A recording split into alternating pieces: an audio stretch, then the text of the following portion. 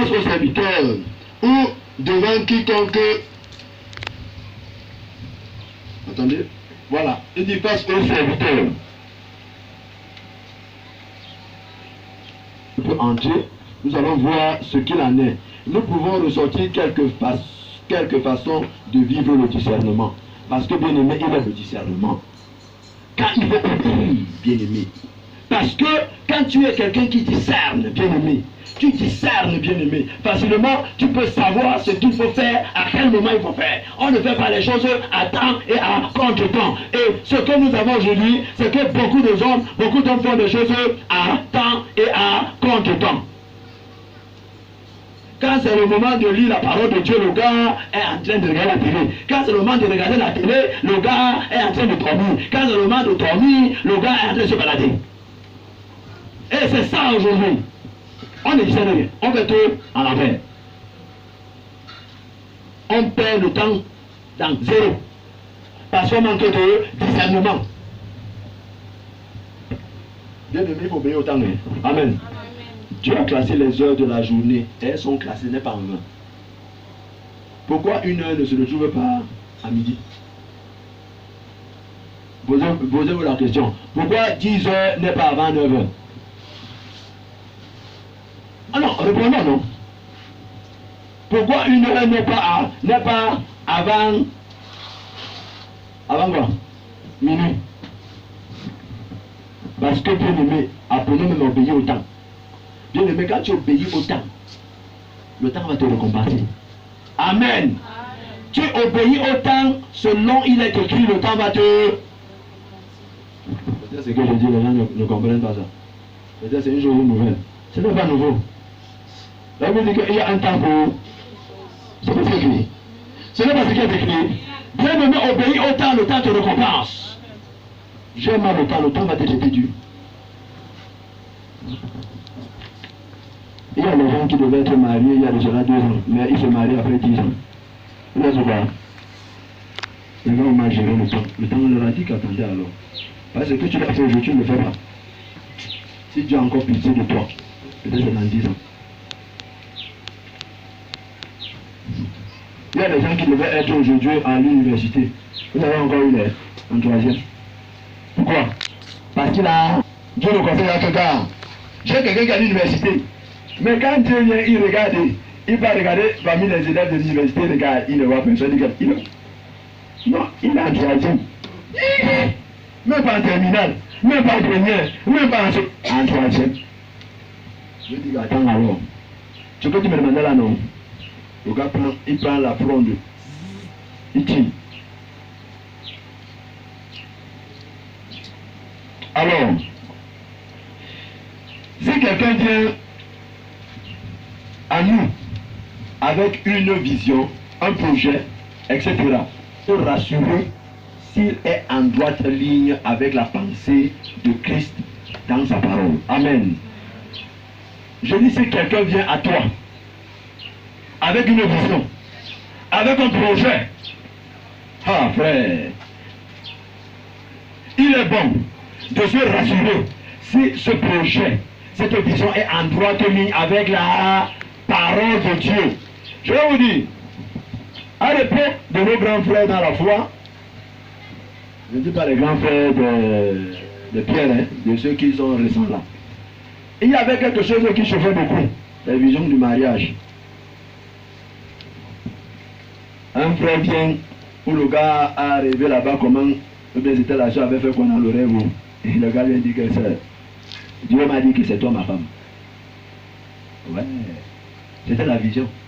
Mais peut-être comme la sœur était aussi en attendant le mariage, elle ne sait pas, où elle dit que quoi, où elle sait que Dieu m'avait aussi dit que c'était mon mari. Je ne sais pas trop comment ça s'est passé. Mais elle s'est mariée. Mais femme de femme, ils sont revenus comme je n'étais jamais marié. C'est comment? Malheureux. Pourquoi? Parce que quand quelqu'un vient à toi avec une vision, un projet, bien aimé, si tu ne vérifies pas selon la parole de Dieu, selon le temps de Dieu, tu ne vérifies pas, tu ne discernes pas, tu vas tomber et tu vas te casser très mal. Et beaucoup sont détruits aujourd'hui. Un enfant de Dieu qui doit prospérer à tous égards, c'est lui qui devient misérable à tous égards. C'est dangereux, frère. Très dangereux. Très, très dangereux. Nous allons lire Colossiens 2, verset 18. Et même au verset 19. 18 à 19. Accroissance. C'est l'étape de progrès. C'est Dieu qui fait progresser. C'est Dieu qui fait comment progresser. Bien aimé, si une telle personne vient, ne s'attachant pas. Si tu vois un frère qui vient, je parle aux jeunes sœurs, qu'il est là, la parole de Dieu, zéro dedans. Zéro dedans. Il vient te dire qu'un mariage ou un divorçage, Dieu le dit, frère. Alors on passe avec ta malchance à côté. Dieu me laisse tranquille. Avec les choses, je ne suis pas dedans. Tu vois quelqu'un qui vient avec je ne sais quoi, il vient te proposer des choses. Rassure-toi, bien-aimé, est-ce que ce dernier est attaché? Est-ce que cette dernière est attachée?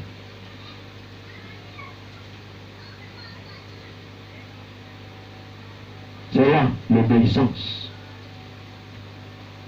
Ça sert à rien de faire beaucoup de bruit, autant Dieu nous attend sur les petites choses. Dieu m'attend sur les petites choses, je vais faire les grandes choses. Alors nous continuons très rapidement.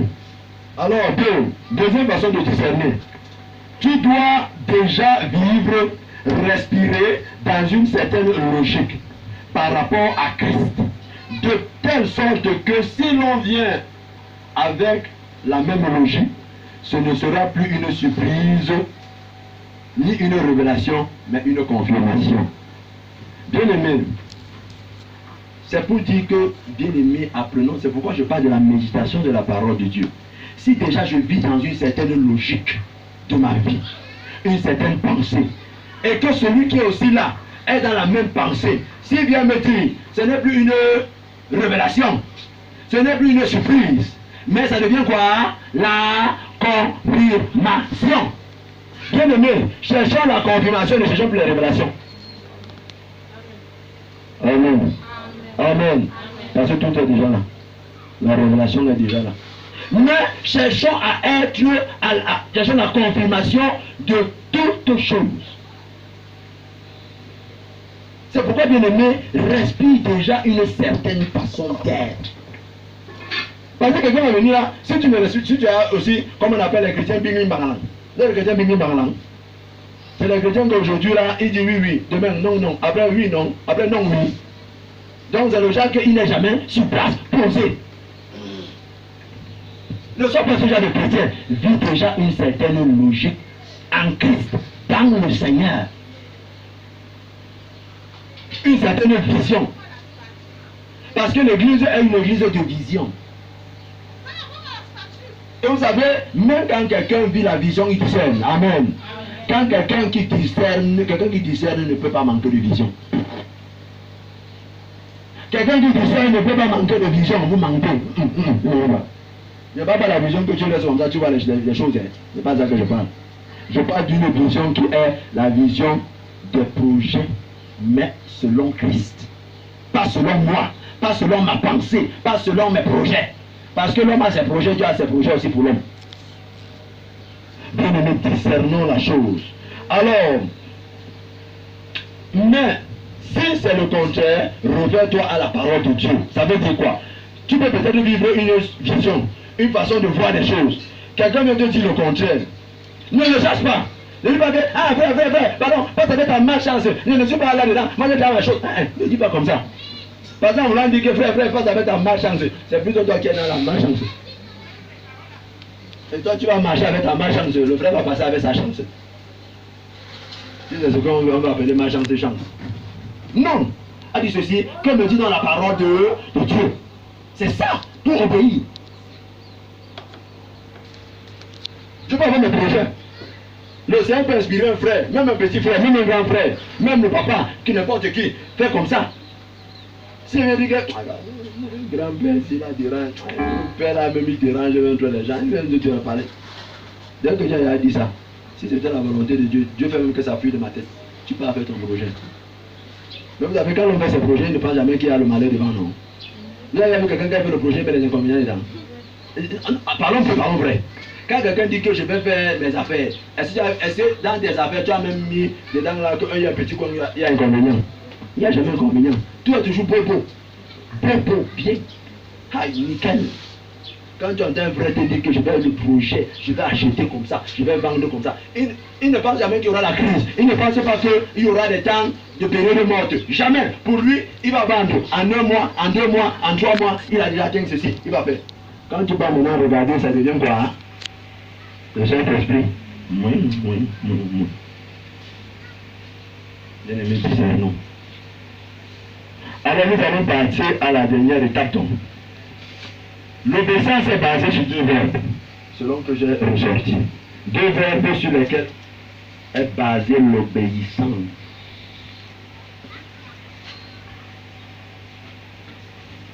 Veuillez et priez.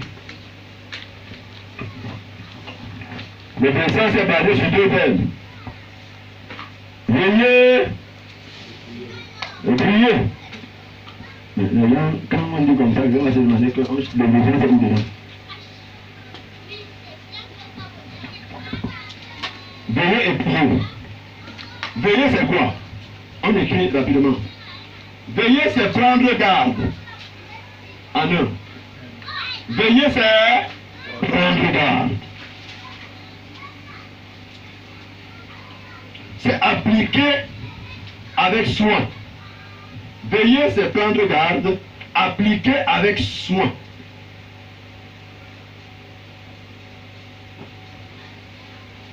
Son attention sur quelque chose. Je reprends. Veiller, c'est prendre garde. Appliquer avec soin.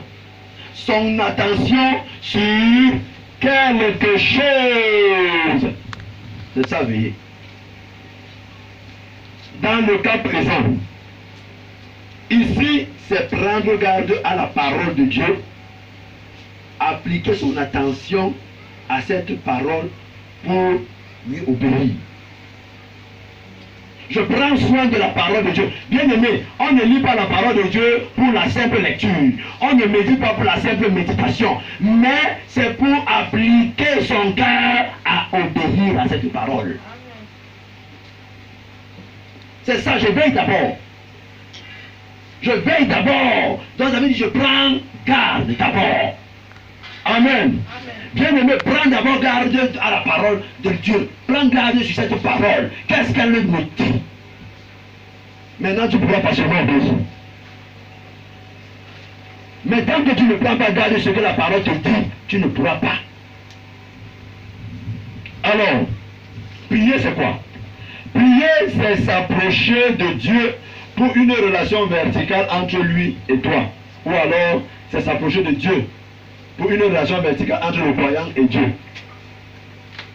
C'est s'approcher de Dieu. Voilà les 2 verbes qui font ce qu'on appelle le socle de l'obéissance. Ça fait le fondement de l'obéissance. Parce que si je ne veille pas sur la parole de Dieu, je n'applique pas mon cœur à cette parole. Il y a un verset de la Bible qui dit que nous demande d'appliquer notre cœur à la parole de Dieu. Si je n'applique pas, je ne peux pas obéir. Maintenant, si je ne m'approche pas de Dieu, bien aimé, ça peut dire quoi? Quelqu'un qui a un projet, on avait déjà dit et je le réitère. Si quelqu'un a un projet ici,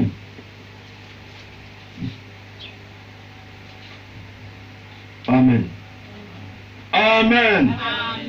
Si quelqu'un a un projet parmi nous ici,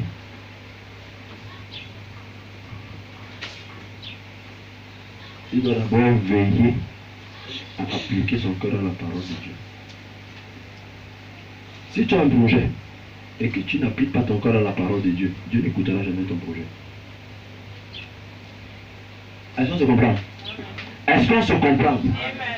Si tu as des projets du genre parce que le corps te demande, parce que tu veux l'argent, parce que tu veux tel ou tel, je te dis, tu n'appliques pas ton cœur à la parole de Dieu. Ton projet, ça va rester ton projet. Parce que tu donnes ça à Dieu, Dieu ne va jamais écouter. Dieu ne va jamais écouter un tel projet, bien aimé. S'approcher de Dieu Maintenant, comment s'approcher de Dieu? Je peux m'approcher de Dieu de manière individuelle. Amen. Ça veut dire dans ma relation personnelle avec lui, Seigneur, voilà, j'ai tel projet. Ou je peux m'approcher de Dieu par discernement. Je peux m'approcher de Dieu auprès de son serviteur. Amen. Amen. Amen.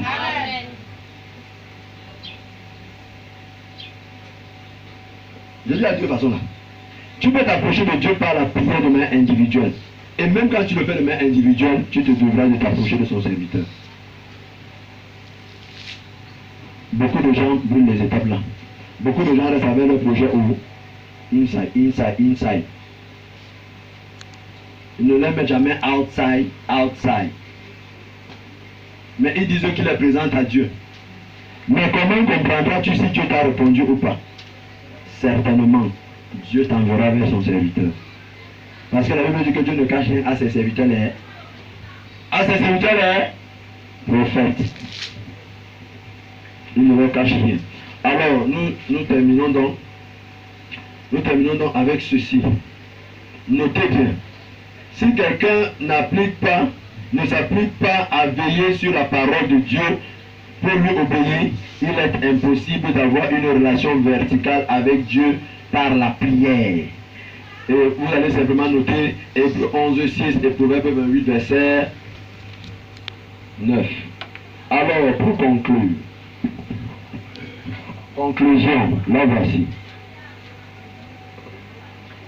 Je dis ceci, si quelqu'un, le notez bien, si quelqu'un ne s'applique pas à veiller sur la parole de Dieu pour lui obéir, il est impossible d'avoir une relation verticale avec Dieu par la prière. Parce que Dieu n'exauce point les pécheurs. Un pécheur ici donc est celui qui n'applique pas son cœur à veiller sur la parole de Dieu pour lui obéir. Là, il devient pécheur. Dans ce cadre, même dans la foi.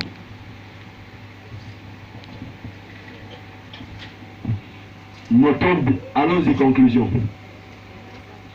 Les passages, Hébreux 11, 6 et Proverbe 28, 9.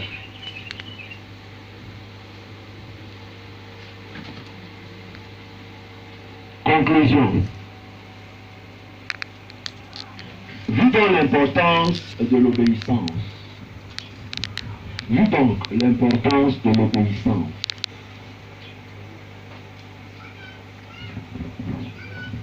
Selon qu'il est écrit. Selon il est écrit. Vu donc l'importance de l'obéissance. Comme le thème de ce matin nous le dit. Vu donc l'importance de l'obéissance du Coran en Christ. Selon il est écrit. Que nous devons avoir. Ce ne sont pas de simples verbes, ce ne sont pas de simples mots, mais ce sont des attitudes qu'il faut avoir. Amen. Amen. Ce sont des attitudes qu'il faut avoir pour